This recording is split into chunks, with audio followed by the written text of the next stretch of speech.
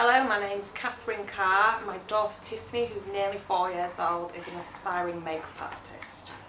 I'd got him to sleep at about 3:30 and I'd gone upstairs to do my washing, sort which bits needed washing, folded what I needed to do, did a bit of ironing, and I had heard Tiffany shouting me downstairs, and as I was walking down the stairs she was like, "Mummy, Mummy, baby Frankie looks exactly like you." And I've walked in my lounge to find Frankie on the floor with his face absolutely covered in makeup, absolutely caked.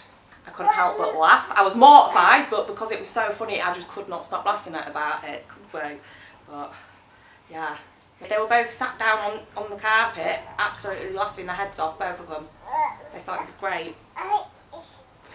She used cream highlighter, an eyebrow pencil, bronzer, foundation, lip gloss, lipstick, banana powder, which is like a set of makeup. I think that's it. I hope that's all she used.